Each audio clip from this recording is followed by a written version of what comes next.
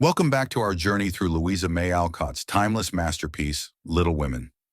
In today's episode, we dive into Chapter 30, a delightful and poignant continuation of the March Sisters story. This chapter is filled with moments of growth, charm, and the unique dynamics that make the world of Little Women so unforgettable. As we explore the challenges and triumphs of the March family, you'll find yourself drawn into their world where love, laughter, and resilience shine through every page. Before we begin, I invite you to like this video, subscribe to the channel for more episodes, and consider supporting our work.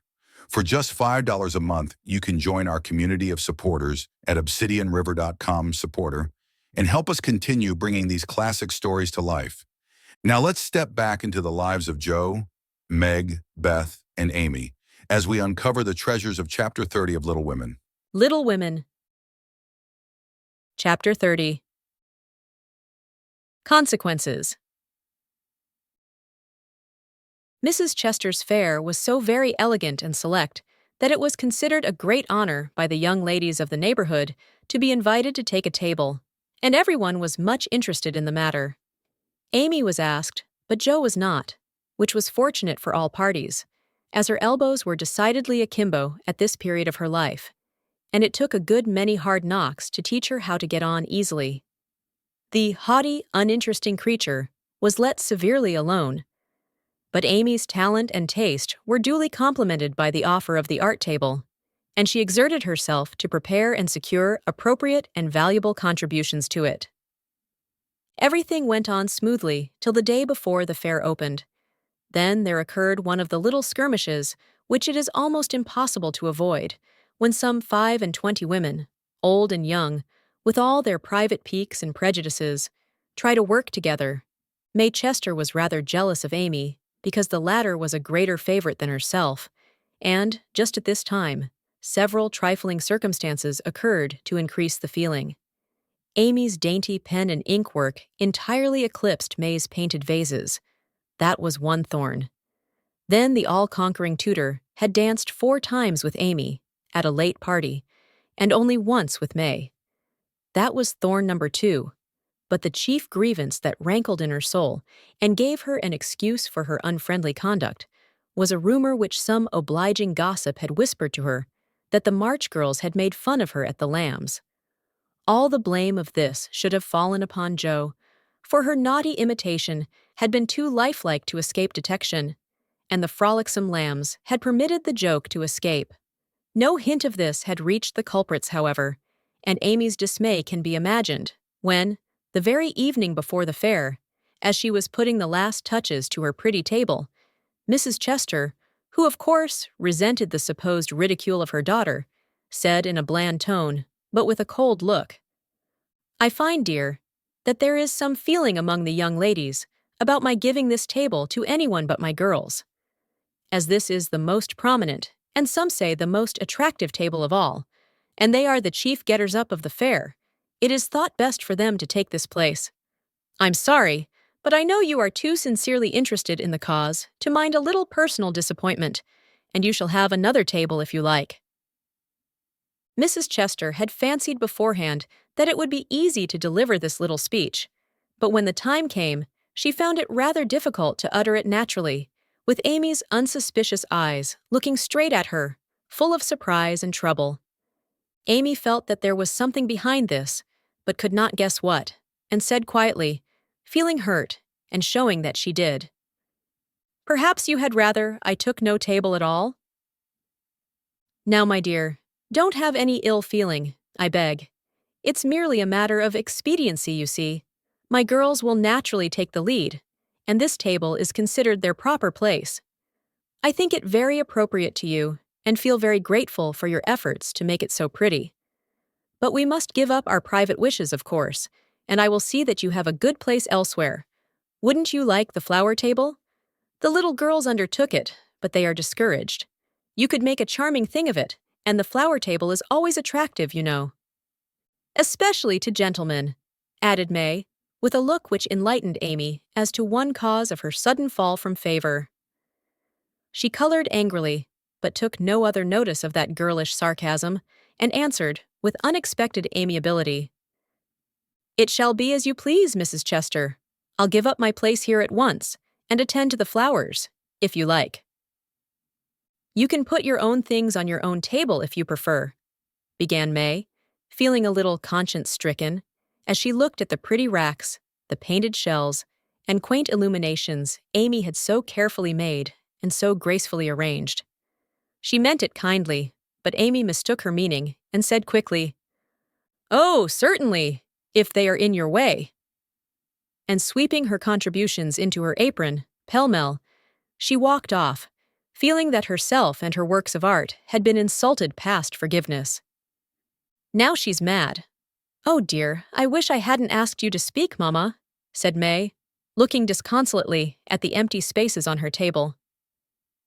"Girls' quarrels are soon over," returned her mother, feeling a trifle ashamed of her own part in this one, as well she might. The little girls hailed Amy and her treasures with delight, which cordial reception somewhat soothed her perturbed spirit, and she fell to work, determined to succeed florally, if she could not artistically. But everything seemed against her. It was late, and she was tired. Everyone was too busy with their own affairs to help her, and the little girls were only hindrances, for the dears fussed and chattered like so many magpies, making a great deal of confusion in their artless efforts to preserve the most perfect order. The evergreen arch wouldn't stay firm after she got it up, but wiggled and threatened to tumble down on her head when the hanging baskets were filled. Her best tile got a splash of water, which left a sepia tear on the Cupid's cheek. She bruised her hands with hammering, and got cold working in a draught, which last affliction filled her with apprehensions for the morrow. Any girl reader who has suffered like afflictions will sympathize with poor Amy and wish her well through with her task. There was great indignation at home when she told her story that evening. Her mother said it was a shame, but told her she had done right. Beth declared she wouldn't go to the fair at all, and Joe demanded why she didn't take all her pretty things and leave those mean people to get on without her. "Because they are mean is no reason why I should be. I hate such things, and though I think I've a right to be hurt, I don't intend to show it. They will feel that more than angry speeches or huffy actions, won't they, Marmee?" "That's the right spirit, my dear. A kiss for a blow is always best, though it's not very easy to give it sometimes," said her mother, with the air of one who had learned the difference between preaching and practicing. In spite of various very natural temptations to resent and retaliate, Amy adhered to her resolution all the next day, bent on conquering her enemy by kindness. She began well, thanks to a silent reminder that came to her unexpectedly, but most opportunely. As she arranged her table that morning, while the little girls were in an anteroom filling the baskets, she took up her pet production, a little book, the antique cover of which her father had found among his treasures, and in which, on leaves of vellum, she had beautifully illuminated different texts. As she turned the pages, rich in dainty devices, with very pardonable pride, her eye fell upon one verse that made her stop and think. Framed in a brilliant scrollwork of scarlet, blue, and gold, with little spirits of goodwill helping one another up and down among the thorns and flowers, were the words, "Thou shalt love thy neighbor as thyself." "I ought, but I don't," thought Amy, as her eye went from the bright page to May's discontented face behind the big vases that could not hide the vacancies her pretty work had once filled. Amy stood a minute, turning the leaves in her hand, reading on each some sweet rebuke for all heart-burnings and uncharitableness of spirit. Many wise and true sermons are preached us every day by unconscious ministers in street, school, office, or home. Even a fair table may become a pulpit if it can offer the good and helpful words which are never out of season. Amy's conscience preached her a little sermon from that text, then and there, and she did what many of us do not always do, took the sermon to heart, and straightway put it in practice.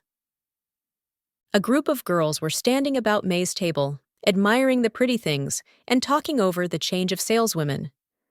They dropped their voices, but Amy knew they were speaking of her, hearing one side of the story and judging accordingly. It was not pleasant, but a better spirit had come over her, and presently a chance offered for proving it. She heard May say sorrowfully, "It's too bad. for there is no time to make other things, and I don't want to fill up with odds and ends. The table was just complete then. Now it's spoiled." "I dare say she'd put them back if you asked her," suggested someone. "How could I after all the fuss?" began May. But she did not finish, for Amy's voice came across the hall, saying pleasantly, "You may have them, and welcome, without asking, if you want them. I was just thinking I'd offer to put them back, for they belong to your table rather than mine. Here they are. Please take them, and forgive me if I was hasty in carrying them away last night." As she spoke, Amy returned her contribution, with a nod and a smile, and hurried away again, feeling that it was easier to do a friendly thing than it was to stay and be thanked for it. "Now I call that lovely of her, don't you?" cried one girl.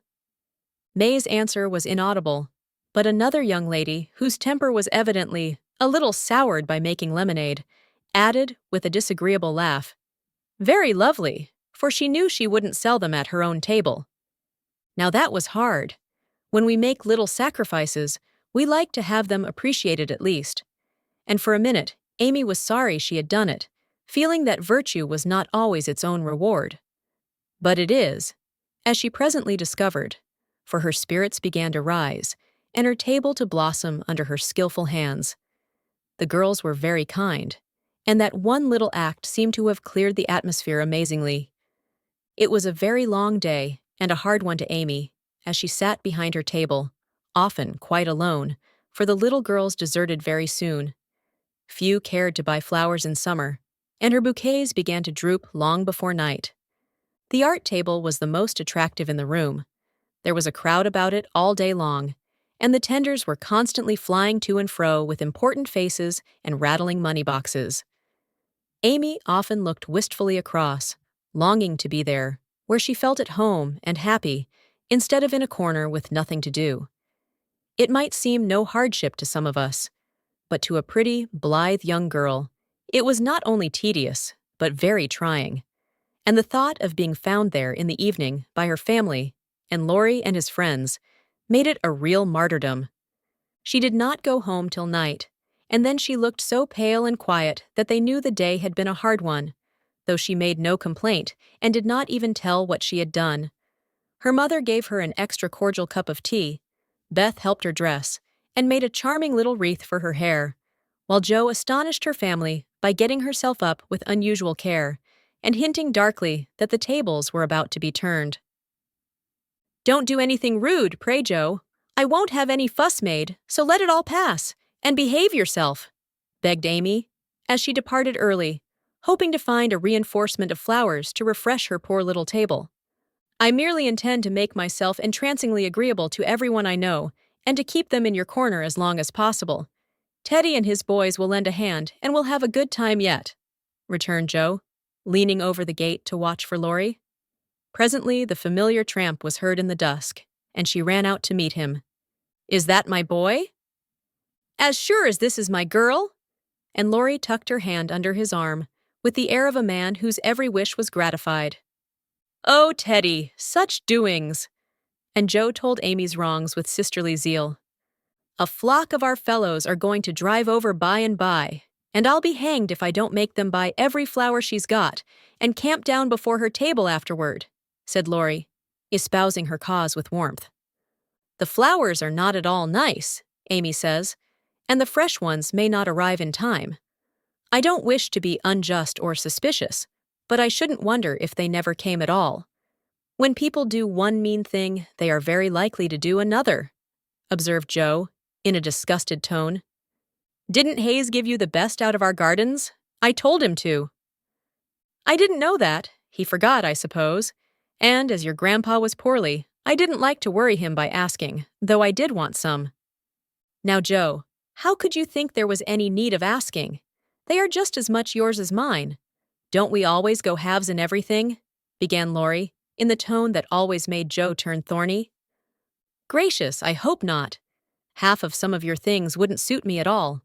But we mustn't stand philandering here. I've got to help Amy, so you go and make yourself splendid. And if you'll be so very kind as to let Hayes take a few nice flowers up to the hall, I'll bless you forever. Couldn't you do it now?" asked Laurie, so suggestively that Joe shut the gate in his face with inhospitable haste and called through the bars, "Go away, Teddy. I'm busy." Thanks to the conspirators, the tables were turned that night, for Hayes sent up a wilderness of flowers, with a lovely basket, arranged in his best manner, for a centerpiece. Then the March family turned out en masse, and Joe exerted herself to some purpose, for people not only came, but stayed, laughing at her nonsense, admiring Amy's taste, and apparently enjoying themselves very much. Laurie and his friends gallantly threw themselves into the breach, bought up the bouquets, encamped before the table, and made that corner the liveliest spot in the room. Amy was in her element now, and, out of gratitude, if nothing more, was as sprightly and gracious as possible, coming to the conclusion, about that time, that virtue was its own reward after all. Jo behaved herself with exemplary propriety, and when Amy was happily surrounded by her guard of honor, Jo circulated about the hall, picking up various bits of gossip, which enlightened her upon the subject of the Chester change of base. She reproached herself for her share of the ill feeling, and resolved to exonerate Amy as soon as possible. She also discovered what Amy had done about the things in the morning, and considered her a model of magnanimity. As she passed the art table, she glanced over it for her sister's things, but saw no signs of them.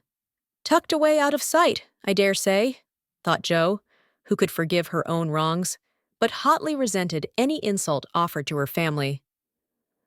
"Good evening, Miss Jo. How does Amy get on?" asked May, with a conciliatory air, for she wanted to show that she also could be generous. "She has sold everything she had that was worth selling, and now she is enjoying herself. The flower table is always attractive, you know, especially to gentlemen."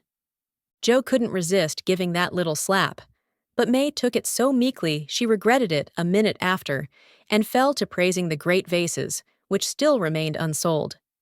"Is Amy's illumination anywhere about? I took a fancy to buy that for Father," said Jo, very anxious to learn the fate of her sister's work. "Everything of Amy's sold long ago. I took care that the right people saw them, and they made a nice little sum of money for us," returned May, who had overcome sundry small temptations, as well as Amy that day. Much gratified, Jo rushed back to tell the good news, and Amy looked both touched and surprised by the report of May's words and manner. "Now, gentlemen, I want you to go and do your duty by the other tables as generously as you have by mine, especially the art table," she said, ordering out Teddy's own, as the girls called the college friends. "Charge, Chester, charge!" is the motto for that table. "But do your duty like men, and you'll get your money's worth of art in every sense of the word," said the irrepressible Jo, as the devoted phalanx prepared to take the field. "To hear is to obey, but March is fairer far than May," said little Parker, making a frantic effort to be both witty and tender, and getting promptly quenched by Laurie, who said, "Very well, my son, for a small boy," and walked him off, with a paternal pat on the head. "Buy the vases," whispered Amy to Laurie, as a final heaping of coals of fire on her enemy's head.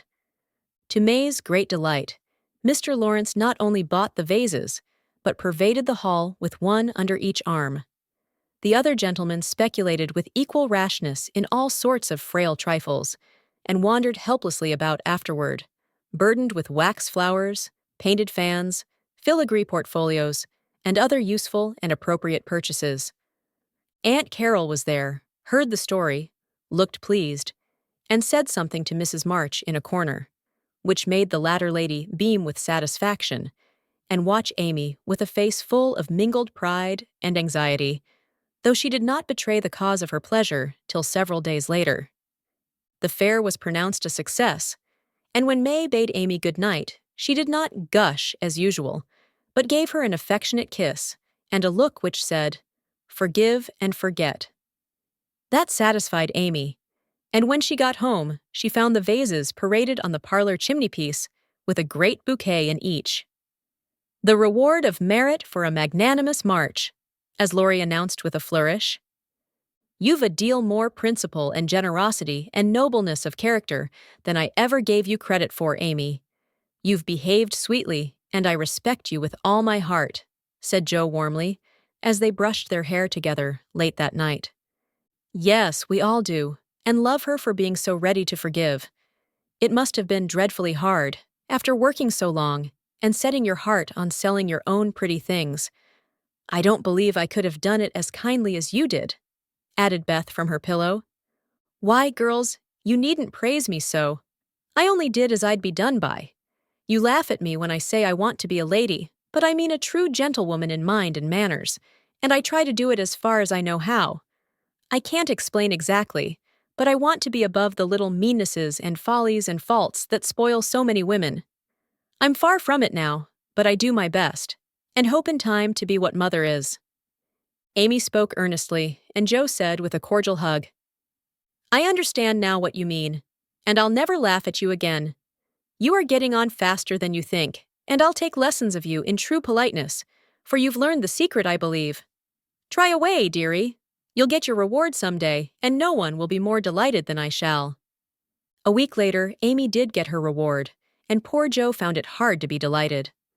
A letter came from Aunt Carol, and Mrs. March's face was illuminated to such a degree when she read it that Joe and Beth, who were with her, demanded what the glad tidings were. Aunt Carol is going abroad next month and wants me to go with her, burst in Joe, flying out of her chair in an uncontrollable rapture. No, dear, not you. It's Amy. Oh, Mother, she's too young. It's my turn first. I've wanted it so long. It would do me so much good, and be so altogether splendid. I must go. I'm afraid it's impossible, Joe. Aunt says Amy, decidedly, and it is not for us to dictate when she offers such a favor. It's always so. Amy has all the fun, and I have all the work. It isn't fair. Oh, it isn't fair, cried Joe passionately. I'm afraid it is partly your own fault, dear. When Aunt spoke to me the other day, she regretted your blunt manners and too independent spirit. And here she writes, as if quoting something you had said, I planned at first to ask Joe, but as favors burden her, and she hates French, I think I won't venture to invite her. Amy is more docile, will make a good companion for Flo, and receive gratefully any help the trip may give her. Oh, my tongue, my abominable tongue! Why can't I learn to keep it quiet? Groaned Joe, remembering words which had been her undoing. When she had heard the explanation of the quoted phrases, Mrs. March said sorrowfully, I wish you could have gone, but there is no hope of it this time, so try to bear it cheerfully, and don't sadden Amy's pleasure by reproaches or regrets. I'll try, said Joe, winking hard, as she knelt down to pick up the basket she had joyfully upset. I'll take a leaf out of her book, and try not only to seem glad, but to be so, and not grudge her 1 minute of happiness. But it won't be easy, for it is a dreadful disappointment. And poor Joe bedewed the little fat pincushion she held with several very bitter tears. Joe, dear, I'm very selfish, but I couldn't spare you, and I'm glad you are not going quite yet, whispered Beth, embracing her, basket and all, with such a clinging touch and loving face that Joe felt comforted, in spite of the sharp regret that made her want to box her own ears, and humbly beg Aunt Carol to burden her with this favor and see how gratefully she would bear it. By the time Amy came in, Joe was able to take her part in the family jubilation. Not quite as heartily as usual, perhaps, but without repinings at Amy's good fortune. The young lady herself received the news as tidings of great joy, went about in a solemn sort of rapture, and began to sort her colors and pack her pencils that evening, leaving such trifles as clothes, money, and passports to those less absorbed in visions of art than herself. It isn't a mere pleasure trip to me, girls, she said impressively, as she scraped her best palette. It will decide my career, for if I have any genius, I shall find it out in Rome, and will do something to prove it. Suppose you haven't, said Joe, sewing away with red eyes at the new collars which were to be handed over to Amy. Then I shall come home and teach drawing for my living, replied the aspirant for fame, with philosophic composure. But she made a wry face at the prospect and scratched away at her palette as if bent on vigorous measures before she gave up her hopes. No, you won't. You hate hard work, and you'll marry some rich man, and come home to sit in the lap of luxury all your days," said Joe. "Your predictions sometimes come to pass, but I don't believe that one will. I'm sure I wish it would, for if I can't be an artist myself, I should like to be able to help those who are," said Amy, smiling, as if the part of Lady Bountiful would suit her better than that of a poor drawing teacher. "Hmm," said Joe with a sigh. "If you wish it, you'll have it, for your wishes are always granted, mine never." "Would you like to go?" asked Amy, thoughtfully patting her nose with her knife. "Rather. Well, in a year or two, I'll send for you, and we'll dig in the forum for relics and carry out all the plans we've made so many times." "Thank you. I'll remind you of your promise when that joyful day comes, if it ever does," returned Joe, accepting the vague but magnificent offer as gratefully as she could. There was not much time for preparation, and the house was in a ferment till Amy was off. Joe bore up very well till the last flutter of blue ribbon vanished, when she retired to her refuge, the garret, and cried till she couldn't cry any more. Amy likewise bore up stoutly till the steamer sailed. Then, just as the gangway was about to be withdrawn, it suddenly came over her that a whole ocean was soon to roll between her and those who loved her best, and she clung to Laurie, the last lingerer, saying with a sob, "Oh, take care of them for me, and if anything should happen—" "I will, dear, I will, and if anything happens, I'll come and comfort you," whispered Laurie, little dreaming that he would be called upon to keep his word. So Amy sailed away to find the old world, which is always new and beautiful to young eyes, while her father and friend watched her from the shore, fervently hoping that none but gentle fortunes would befall the happy-hearted girl, who waved her hand to them till they could see nothing but the summer sunshine dazzling on the sea. Thank you for joining me for Chapter 30 of Little Women. This chapter, like the rest of Alcott's brilliant work, reminds us of the enduring strength of family, the beauty of growth, and the power of kindness. I hope you enjoyed this episode as much as I enjoyed bringing it to you. If you'd like to support the channel and help us continue sharing these incredible stories, please visit obsidianriver.com/supporter. For just $5 a month, your contribution makes a huge difference and helps us keep these timeless classics alive for generations to come. Don't forget to like this video, share it with fellow book lovers, and subscribe to stay updated on future chapters. Together, we'll continue this wonderful journey through the world of Little Women and beyond. Thank you for being part of our literary community, and I'll see you in the next chapter. Happy listening.